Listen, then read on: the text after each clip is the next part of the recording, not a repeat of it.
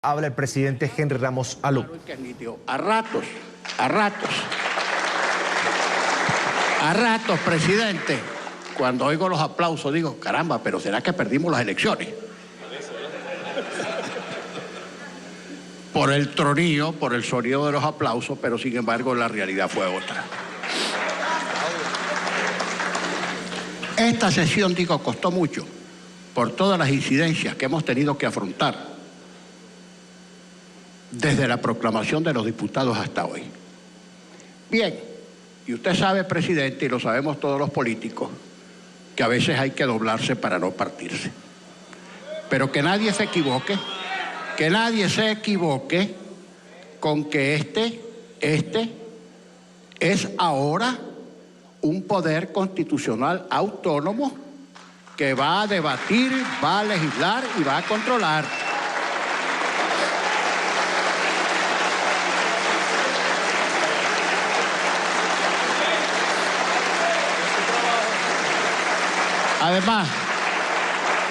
Además, presidente, y es bueno que lo recuerden todos los poderes que aquí están. Los dos únicos poderes que tienen legitimidad de origen en el sufragio popular son el presidente de la República, órgano unipersonal, y el Poder Legislativo Nacional, que es corporativo. Los demás son poderes derivados, sujetos a control por disposición, no por capricho de los que formamos en este momento la mayoría, sino por establecimiento constitucional.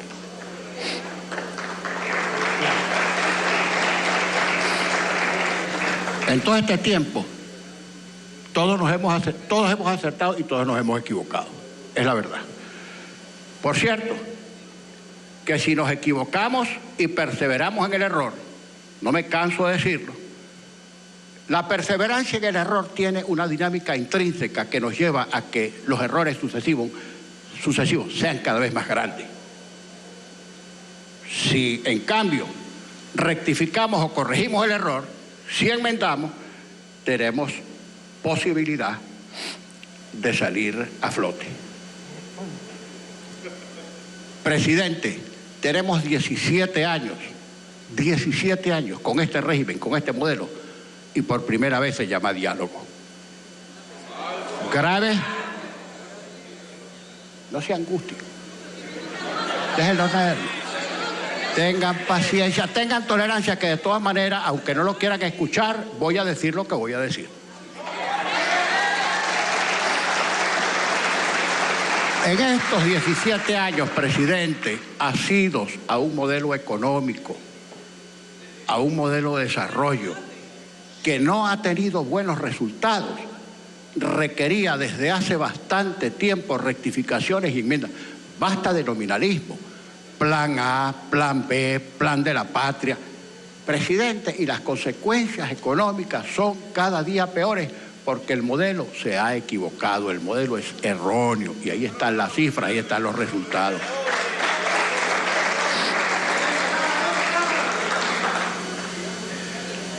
Por cierto, que si hubiera una rectificación y una intención de diálogo sincero, pues claro que estamos dispuestos.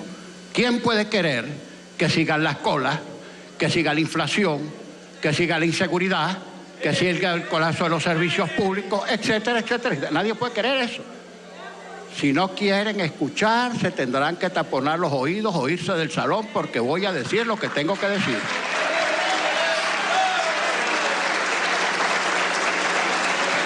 Incluso lo que voy a decir también se lo voy a decir a las Fuerzas Armadas porque están aquí, porque yo hablo de frente. El supuesto agravio, porque yo ordené, yo no la Cámara, yo ordené retirar de aquí efigies que no son las del Libertador. Ya me voy a explicar. El señor presidente ha tenido la gentileza de darme una iconografía parcial del Libertador. Aquí está el retrato del pintor anónimo de 1826, está el de Roland, está el de Meucci de 1830, está el de José María Espinosa de 1829. Falta el que nosotros ordenamos colgar allí como pendones, que es el de Gil de Castro de 1825, del que dijo el Libertador: guarda respecto de mí la mayor exactitud y semejanza. Bien, pero, por añadidura,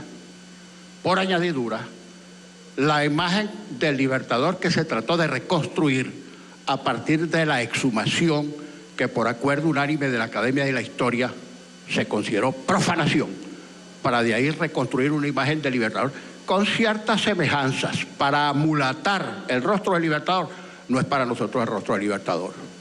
Para nosotros el rostro del Libertador no es lo que alguien diga que este es el rostro del Libertador. Para mí y para nosotros el retrato del Libertador es el de Gil de Castro que colgamos ahí. Otra cosa que quiero decir, el abuso no fue colocar aquí imágenes, no fue retirar las imágenes, sino colocarlas. Y les voy a explicar algo. Desde el Congreso Constituyente de 1811 hasta este momento, nadie había colocado aquí una imagen de un presidente vivo ni de un presidente muerto. Ni siquiera José Tadeo Moraga, que fusiló al Congreso el 24 de enero de 1848, se atrevió a poner aquí una imagen de él. Aquí imágenes ni de presidentes vivos ni de presidentes muertos. Imagínense ustedes que cada tendencia política quiera introducir aquí la imagen de su presidente. Los adecos traemos 5 imágenes, los copellanos 2. ¿Qué es eso? Eso no puede ser. Ni la de Nicolás Maduro ni la de Hugo Chávez. Este recinto no es para imágenes de jefes o exjefes del Poder Ejecutivo. Aquí el Libertador, el escudo, la bandera y el himno nacional y punto.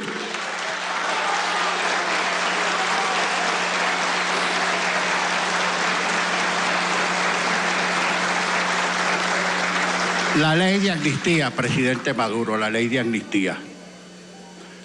Van a tener que escuchar lo que voy a decir. Si no les gusta, o se tapan los oídos o se van. Pero lo voy a decir porque nosotros escuchamos con mucho respeto al presidente Maduro y yo voy a expresar aquí las cosas que voy a expresar. A mí los críticos no me desbalancean, yo tengo kilometraje. Presidente Maduro, la ley de amnistía, la ley de amnistía.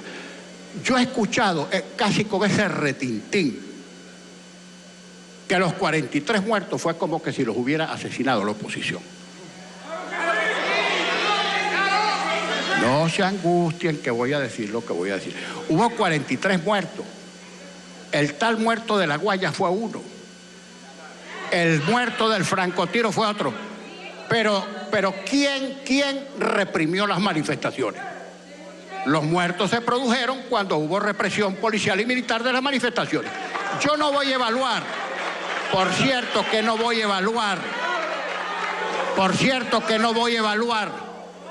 las manifestaciones justas o injustas. Yo creo que el derecho a manifestar lo tiene cualquiera. Incluso algunos de los que fuimos... Mire, las barras, guarden silencio, que yo voy a decir lo que tengo que decir. Las manifestaciones, como acto de protesta, esté uno o no esté de acuerdo, a veces suelen generar exceso en los manifestantes y en la represión, y eso nadie lo puede negar. Eso nadie lo puede negar. Ahora, hágase una evaluación, un balance de verdad, de los 43 muertos en las manifestaciones, a ver quién los mató. Ese balance no se ha hecho. Estoy de acuerdo con que se haga el balance, de verdad. Ahora, uno lo que no puede decir, en este país, mire, presidente, cuando nosotros hablamos de ley de amnistía, no solamente fue un ícono para nosotros en la campaña electoral, la ley de amnistía y reconciliación nacional, que así la llamamos, porque aquí no podemos seguir hasta que no liberemos los presos políticos, que sí los hay, presidente, que sí los hay. Y hay exiliados por razones políticas, presidente, que sí los hay.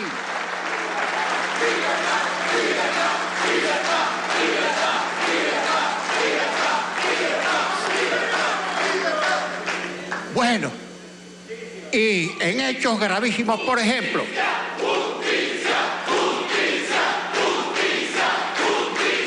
Por ejemplo, presidente, cuando yo estuve en Miraflores, hablamos con usted y en esa oportunidad de diálogo, ¿qué ocurrió? Que hubo sectores de la oposición y del gobierno que se opusieron a ese evento porque de nuestro lado algunos consideraban que estábamos enfriando la calle y del lado del gobierno se pensaba, vamos a tener que utilizar, ¿cómo se llaman los supositorios que me ofreció Diosdado de moringa? Lleve moringa para las barras. Bueno, entonces algunos consideraron de parte del gobierno que no era posible que el gobierno se sentara a conversar con la oposición, y algunos en la oposición que consideraban que no debíamos ir a Miraflores porque eso enfriaba la calle. Y era legítimo el argumento en ambos sentidos.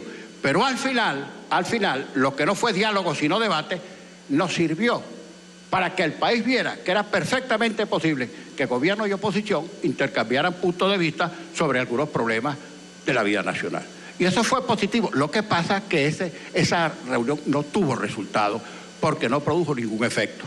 Incluso yo recuerdo, presidente, que le dije a usted al cerrar el acto, presidente, esta instancia se salva si usted toma decisiones porque usted es el jefe del Estado, porque usted es el jefe del gobierno, y si usted no toma decisiones, pues esta instancia se muere como efectivamente se murió. Por eso es que yo ahora, si usted propone diálogo, estoy completamente de acuerdo, pero que sea un diálogo con resultados, con medidas concretas, y que cuando ofrezcamos la paz, no sea la paz romana, la paz de los sepulcros, la paz de los cementerios, que sea y ni siquiera la paz que los que estamos hoy en plan de victorioso le impongamos a los que perdieron las elecciones. No, la paz de los iguales. La paz para hoy, la paz para mañana.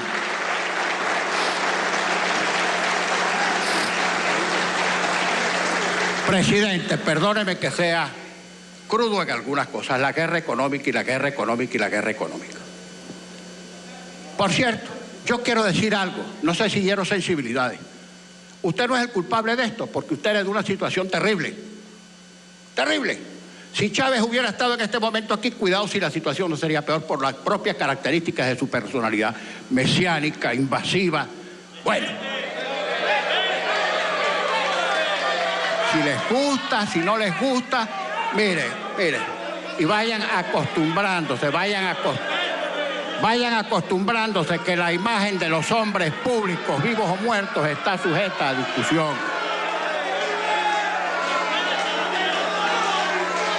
Bueno, usted heredó una situación, la cola al final de un proceso muy complejo, pero se dice fácil, hay que ver lo que es haber dispuesto, no usted, por cierto, porque usted le tocó la botija vacía. Hay que ver lo que es haber dispuesto la bicoca de 1.500.000 millones de dólares más toda la renta interna. Bueno, bajan los precios del petróleo, no hay con qué financiar un modelo absolutamente ruinoso y este es el colapso. Un país que tiene que importar el 70% de todo lo que consume, trátese de comida, bienes de capital, repuestos, químicos, insumos, bajan los precios del petróleo, no hay con qué importar y ese es el colapso de la economía. Ese es el colapso de la economía. ¿Que cuánto vale el dólar? El precio del dólar en un mercado escaso no lo fija una página. El precio del dólar lo fija el mercado. Si alguien necesita dólares para importar y accede al mercado y no los consigue porque el gobierno, que es el que suministra la mayor parte de las divisas, no los provee, el que los necesita recurre al que los vende. ¿Y cuánto vale? Lo que esté dispuesto a pagar el que los necesita y lo que esté dispuesto a cobrar el que lo vende. Así de sencillo. Si estamos importando, presidente, el 70% y el Estado no suministra las divisas, o porque se despilfarraron, o porque se las robaron, o porque las mal administraron, las divisas las manejó el Estado venezolano. Ahora, si hubo complicidad de sector público y sector privado para evaporar las divisas, eso es otro cantar. Pero eso hay que examinarlo. Y eso hay que examinarlo y a fondo. Bien. Entonces, cuentas claras y chocolate espeso, la guerra económica, el enemigo anterior, el enemigo interior y el enemigo exterior. El enemigo anterior, la cuarta. El enemigo interior, la derecha, la oligarquía, etc. El enemigo exterior, el imperialismo. Vamos a poner los pies sobre la tierra y vamos a tratar de resolver todo este tremendo problema que se haya metido el país.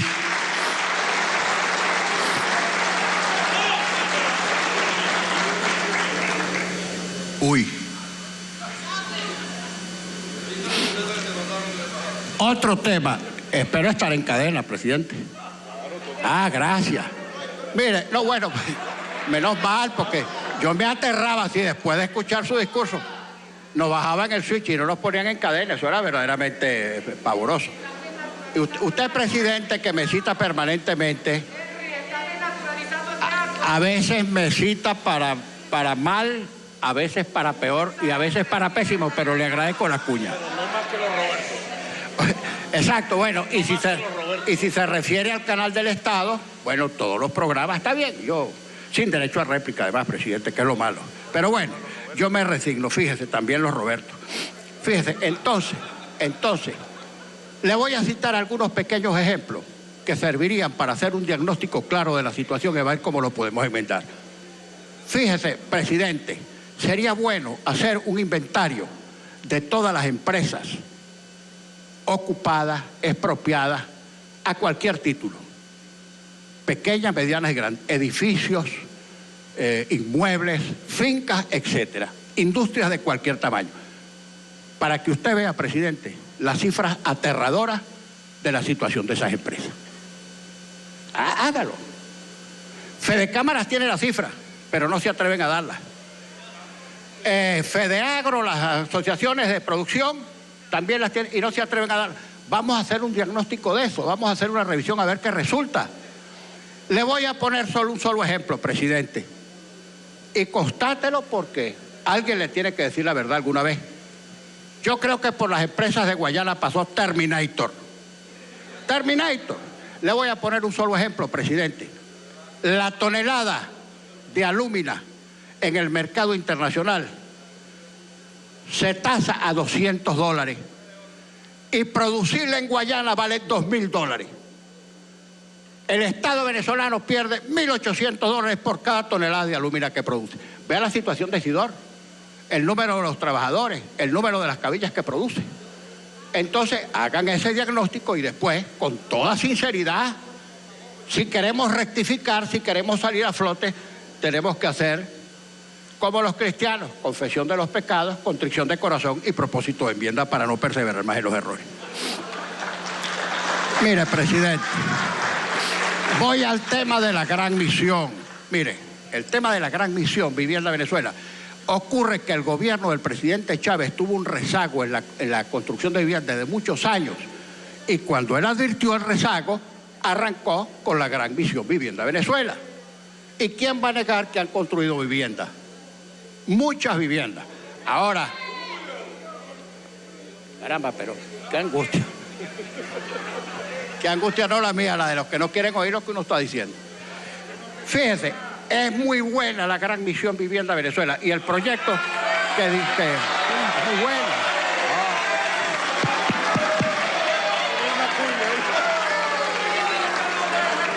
Escuchen la segunda parte para que aplaudan bastante. El proyecto que está proponiendo el diputado Julio Borges no es ningún proyecto para crear un mercado capitalista paralelo con esas viviendas.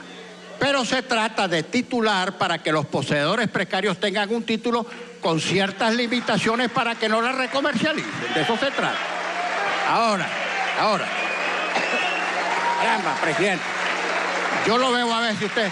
Bueno, entonces usted dice que con las viviendas que ha construido su gobierno, usted no va a permitir... Presidente, que eso no es una urbanización privada suya. Ese no es un urbanismo suyo, de fulano, de fulano. Ese es un urbanismo para los venezolanos. Y tiene que... Vamos a pensar juntos, ese proyecto que está presentando el diputado es un buen proyecto.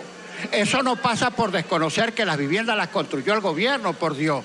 Se trata de reconocer que las viviendas que construyó el gobierno pueden titularse para mejorar la condición de los que han sido beneficiarios de esas viviendas.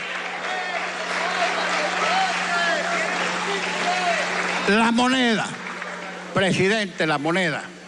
John Locke, un liberal clásico inglés. Por supuesto, usted sabe muy bien que yo no soy liberal ni neoliberal, tengo obra escrita. Yo ni soy liberal ni soy neoliberal. Tengo obra escrita sobre eso.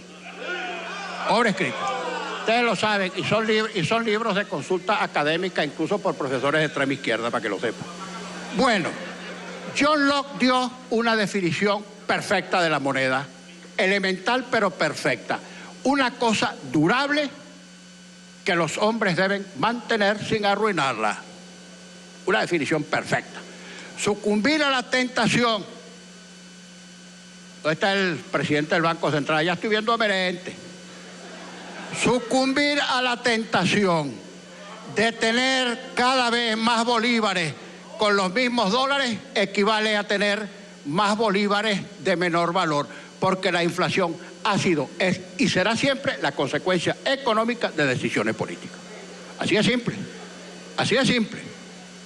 La consecuencia económica de decisiones políticas. Bien, ¿quién puede querer una moneda depreciada o devaluada?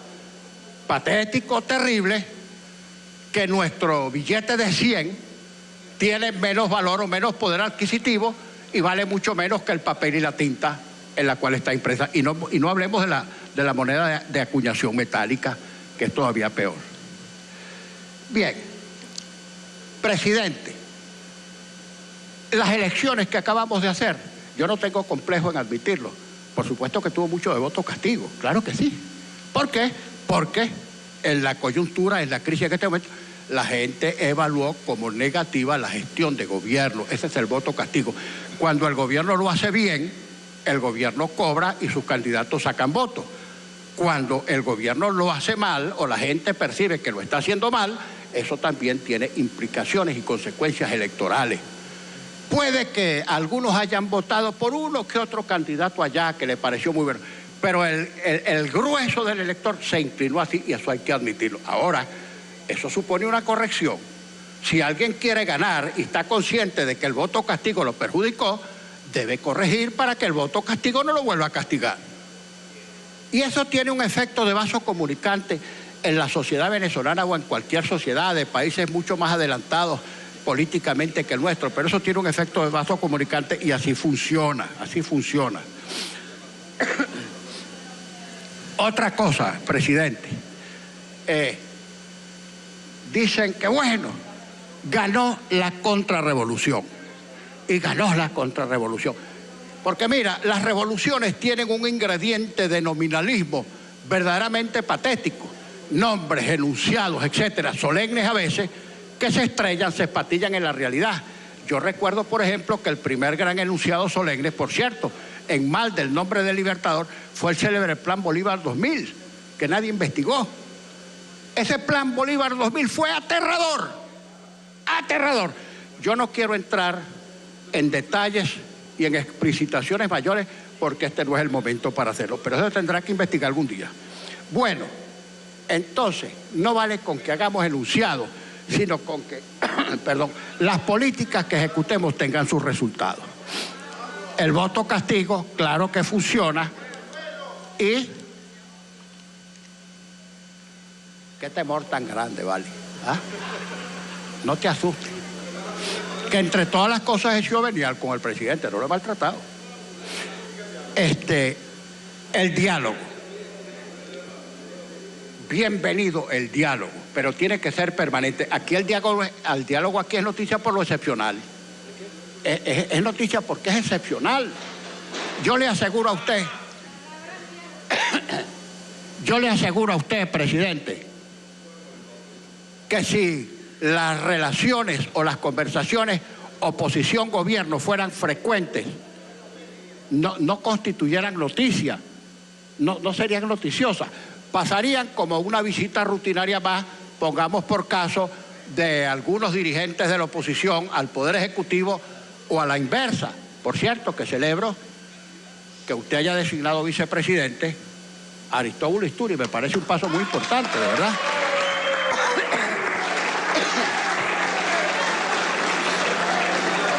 Bueno, mira, y decirle, no vuelvo a mencionar a nadie porque como que lo voy a quemar.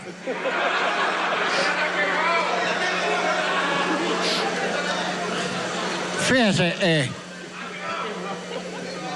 otra cosa muy importante, usted nos ha traído hoy el decreto de emergencia económica.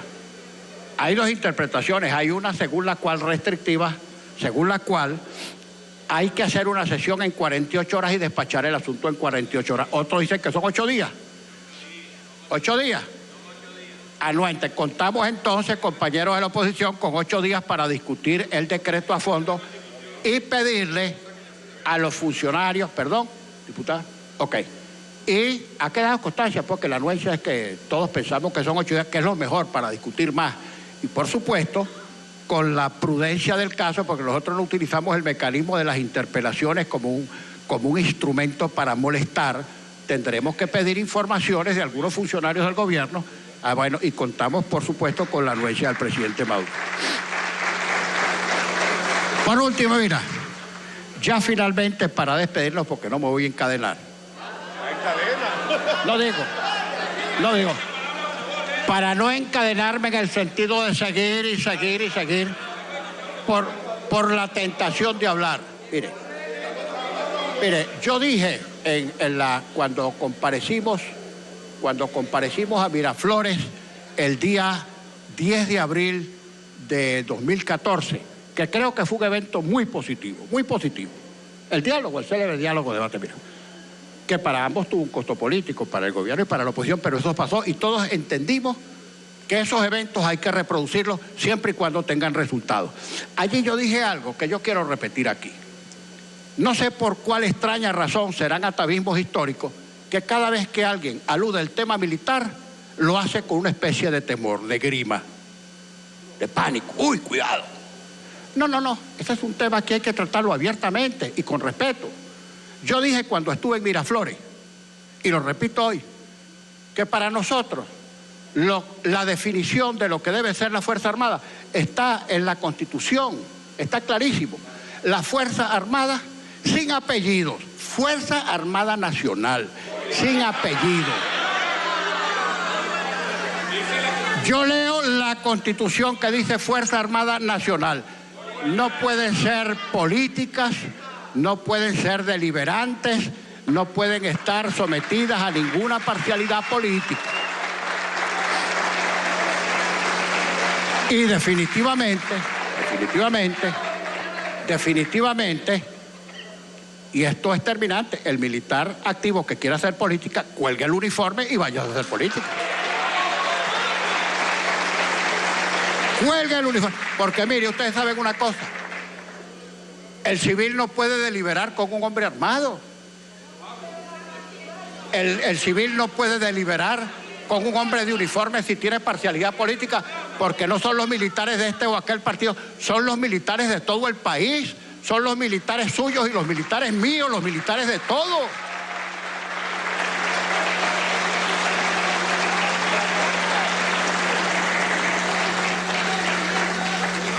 Lo que estoy diciendo, aunque a algunos oídos desentones, señor general. Bueno, y en definitiva, presidente, créamelo, usted me conoce hace mucho tiempo. En los sucesos cuando le dieron el golpe de Estado al presidente Chávez, en la antesala, ojo, hubo vacío y hubo golpe, y lo dije en Miraflores, yo no tengo complejo. Cuando nosotros estábamos afuera, en la puerta del hemiciclo, yo le di una declaración a la periodista Doris Villarruel, estaba el presidente Chávez, usted estaba aquí, le di una declaración, ahí están los periódicos, a la periodista Doris Villarruel, en la que yo dije, está fraguándose un golpe militar de sectores plutocráticos y militares gorilas. El periódico se lo llevaron para Miraflores William Lara, Iris Valera, y no recuerdo que otro diputado, y se lo enseñaron al presidente Chávez, y dijo, no, ese es un adecuado hablador de tontería. No lo creyó, y a los 11 o 12 días le dieron el trancazo. Su alto mando militar de él, su alto mando militar que él había nombrado. Bueno, nosotros, presidente, créame, nosotros no apostamos a golpe de Estado porque nosotros no somos tan tontos, tan ingenuos para creer que si alguien da un golpe de Estado porque tiene aviones, cañones, tanques y fusiles, es como para ponerle la banda a un civil. Por eso yo dije y repito, no hay golpes buenos, todos los golpes son malos. No debemos apostar sino a soluciones civiles. No alentemos demonios, no alentemos espíritus recónditos, que de repente y tal salta la liebre. Tenemos un atavismo, terribles historias en América Latina y en Venezuela de la participación de los militares en política. Los militares no pueden participar en actividades políticas. Bueno, y esto no lo digo yo para que guste, es la verdad, es lo que pensamos nosotros, pues, y tenemos que expresarlo. Por último, presidente, fíjese, ya despejado lo de las 48 horas, etcétera. Cuente usted, presidente, con que si usted aquí busca diálogo, aquí tendrá diálogo. No le quepa la menor duda. Si usted quiere aquí discutir, ojo, esto no quiere decir que nadie tenga que ceder en sus posiciones ideológicas. Usted tendrá la suya, nosotros tenemos la nuestra. Si podemos conseguir puntos de coincidencia para resolver esta crisis que es terrible, es terrible. Es una crisis de cotidianidad, presidente, es una crisis que se está agravando todos los días y que a todos nos afecta. Si podemos conseguir puntos de coincidencia para salir de este atolladero, no somos nosotros los que vamos a negar la posibilidad de solucionar no los problemas del gobierno, los problemas del país, que son los problemas de todos nosotros. Así que, presidente, de verdad, le agradezco mucho su comparecencia. Incluso su discurso me dio chance para yo también hacer mis improvisaciones. Y bueno, y ya, no quieren escuchar. Independencia y patriotismo. No quieren escuchar. Pero bueno, no importa. No. Está bueno. Bastante angustia se llevan esta noche. Diosdado ha de repartirles dosis súper abundantes de moringa. Bueno, cumplido el objeto de la sesión, señor presidente, le agradecemos su comparecencia. Vamos a estudiar con mucho detenimiento el decreto de emergencia económica, con la mejor disposición. Bueno, y antes de declarar cerrada la sesión, le solicito a la comisión designada que acompañe al ciudadano presidente constitucional, Nicolás Maduro Moro, de su salida del hemiciclo hasta el salón contiguo. Muchas gracias.